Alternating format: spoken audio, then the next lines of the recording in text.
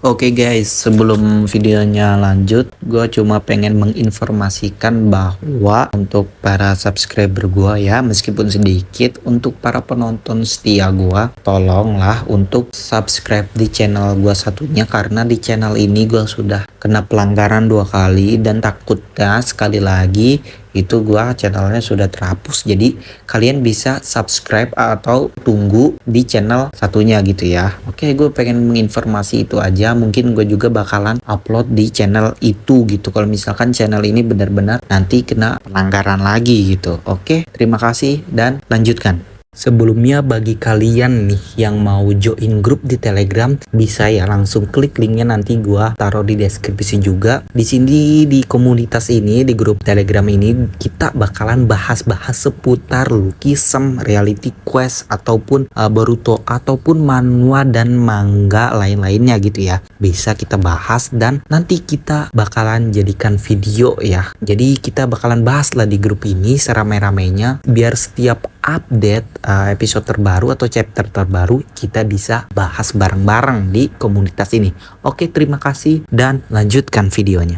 BTW rambut gua acak-acakan ya. Ini nggak bisa susah dibenerin ya guys ya.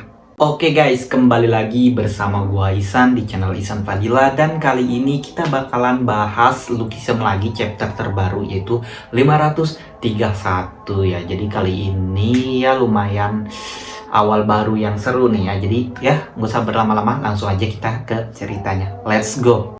Oke guys, chapter dibuka dengan Park Hanul yang sedang menunggu PHS di luar rumah PHS. Ketika PHS keluar, PHS meminta maaf pada Hanul karena sudah membuatnya menunggu lama. PHS tidak bisa memberitahu alasannya pada Hanul karena PHS hampir memakai badan yang satunya lagi. Lalu PHS bertanya pada Hanul mengapa Hanul masih memanggil PHS dengan sebutan babi, padahal PHS kecil sudah diet. Hanul menjawab bahwa dia akan memanggilnya seperti itu sampai mati. Lalu panel berpindah di mana Jin yang sedang belajar bahasa Inggris diajarin oleh Mijin. Alasan Jin belajar bahasa Inggris adalah karena dia kalah bertanding bahasa Inggris dengan Yohan. Ketika itu tiba-tiba Jin Hobin datang dan meledek Jin dengan berkata bahwa padahal Jin sudah kalah bertarung, tapi Jin juga kalah pintar dari bocah yang hanya lulus SD. Lalu Kimiru meminta maaf pada teman-teman dan menarik Jin Hobin sambil berkata bahwa dia akan mendidik Jin Hobin dengan baik mulai sekarang. Jin Hobin juga bilang bahwa dia yakin kalau arsitektur bodoh itu juga bisa menang melawan anak SD. Vasco yang mendengar itu berkata bahwa dia tidak bodoh dan lebih pintar dari Jin Hobin. Lalu Jin Hobin menyuruh Vasco untuk mengeja kata fashion. Tentu saja Vasco tidak bisa dan kesal pada Jin Hobin. PHS yang dengan pedenya mengeja fashion pakai P dan ternyata tidak ada bedanya dengan Vasco. Lalu Jang Hyun datang dan bertanya pada PHS apakah Sojung tidak ada kabar.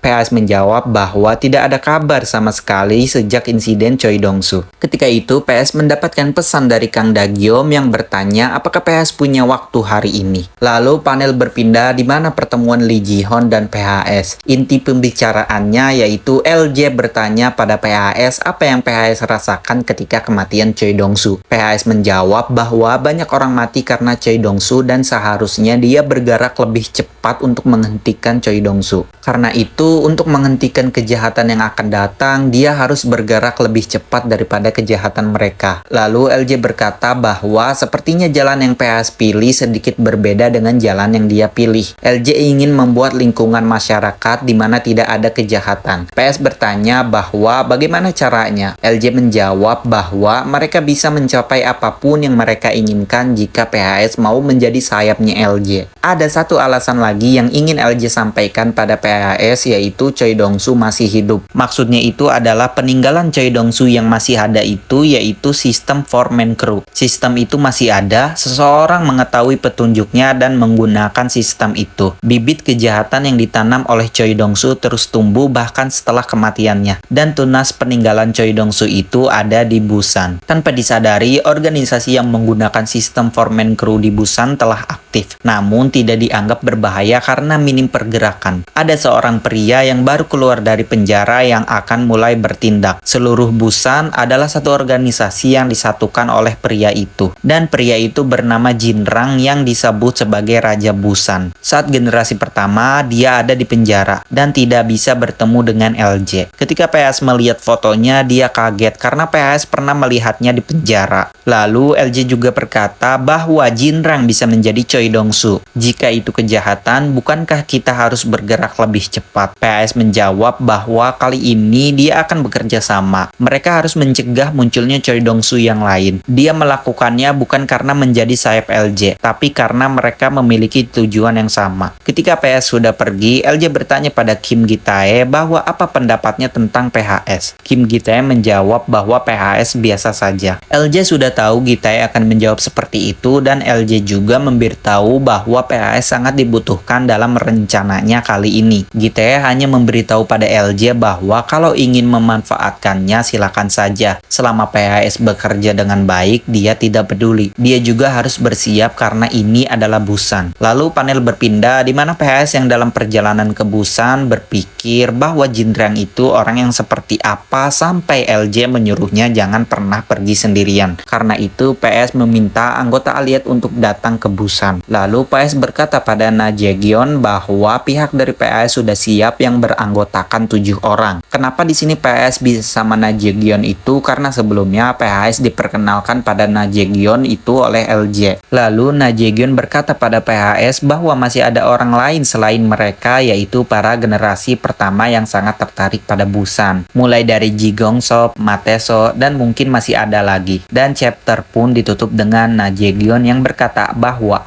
ayo kita pergi. Oke guys, chapter kali ini semakin menarik ya karena generasi 1 sama generasi berdua akan bersama ya kan bakal beraliansi ya sepertinya begitu. Dan di chapter kali ini juga ceritanya kan tahun ajaran baru, jadi di sini stylenya dari hairstylenya semuanya pada beda-beda ya. Sebenarnya bukan beda art nih, cuma beda di gaya rambutnya aja gitu. Kayak ya mulai dari PHS-nya, PS. Malahan menurut gue sekarang PHS itu lebih ganteng PHS kecil ya daripada PHS yang besarnya. Kalau PHS kecil gue lihat di sini chapter kali ini dia masih sama ya hairstyle-nya, rambutnya itu. Nah yang berubah itu kayak dari si PHS yang gede, terus dari si Mijin, si cewek itu tuh yang Mijin, terus Pak Haenul, Jin apalagi beda. Vasco rambutnya mulai panjang lagi kayak dulu ya. Jin Hobin ya agak beda sedikit doang sih menurut gua. Dan apalagi Jang Hyun nih yang pertama nih. Dia itu rambutnya edut badas banget ya.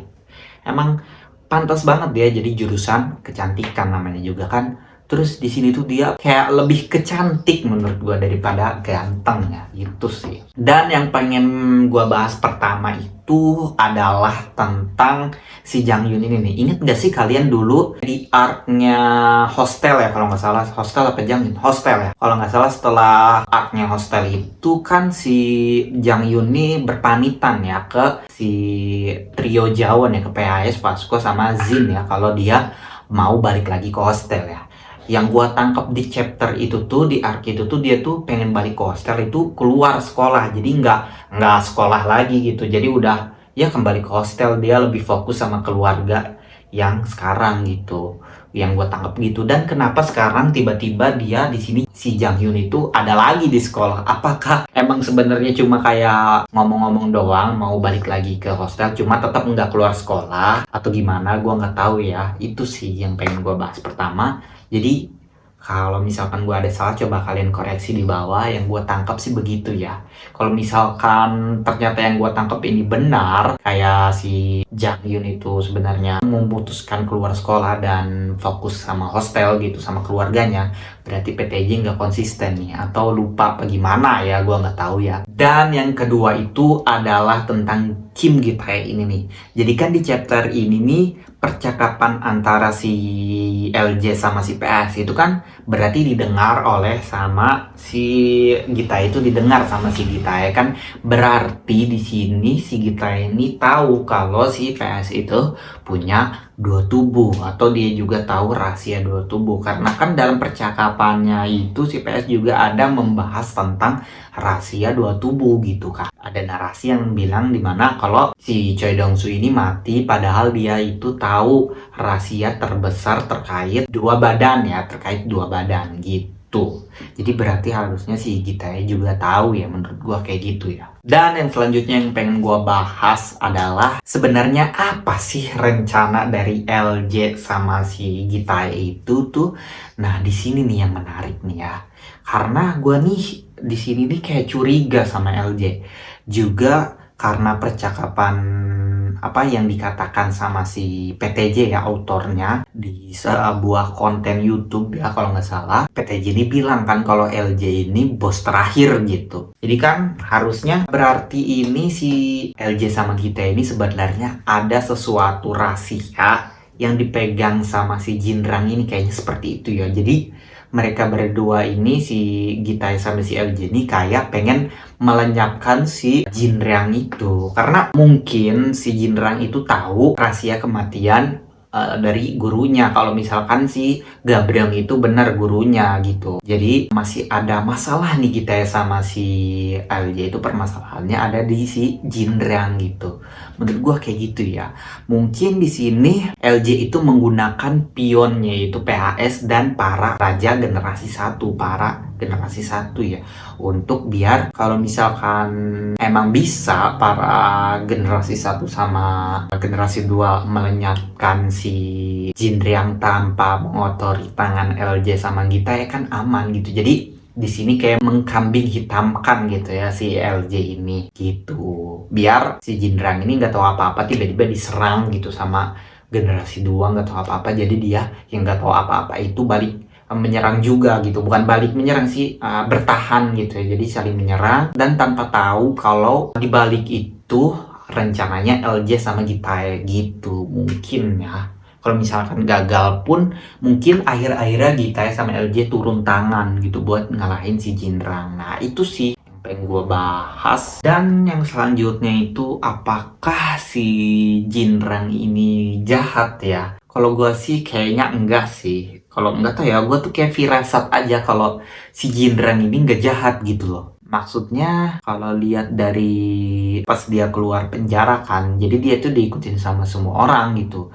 Dia itu vibes-nya itu kayak Kim Gabriel banget gitu. Jadi kayaknya enggak sih, enggak jahat. Mungkin kalaupun emang jahat pasti ada cerita di balik itu gitu. Kenapa dia jahat melakukan organisasi sistem foreman crew gitu ya. Bisa jadi juga yang ngalahin si Gabrong ini ternyata emang bukan si Gitae gitu, melainkan Jinrang gitu. Gitu ya bisa jadi, tapi enggak cok. Kayak sini nih udah fix mengarah ke LJ sama Gitae yang ngebunuh Gabrong itu gitu. Menurut gua sih kayaknya Jinrang enggak jahat. Kalau yang gua tangkap sih kayak gitu ya. Tapi kan kita lihat aja di chapter 1, chapter 2, chapter ke depannya gimana ya. Pasti nih ya, pasti juga di chapter selanjutnya itu kalau misalkan melawan Busan pun nggak langsung ke Jinrang ya. Pasti ada bawah-bawahannya yang lumayan kuat juga gitu.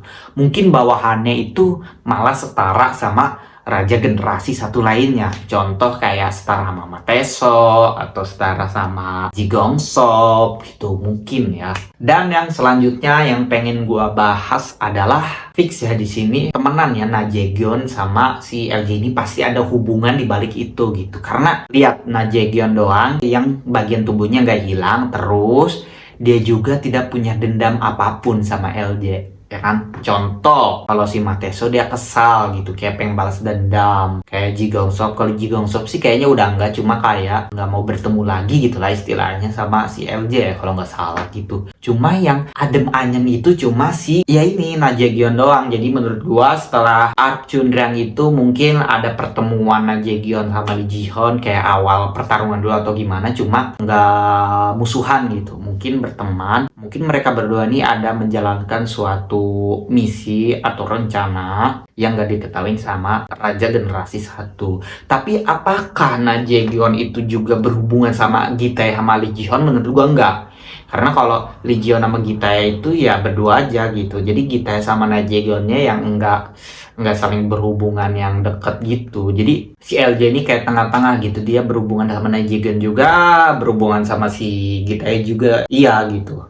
Tapi apakah Najeon tahu tentang ngebunuh Kim Ga-beom itu LJ sama si Gitae? Menurut gua tahu ya, menurut gua tahu, cuma yang mereka tahu itu cuma LJ-nya doang. Yang si Najeon tahu itu cuma LJ-nya doang gitu.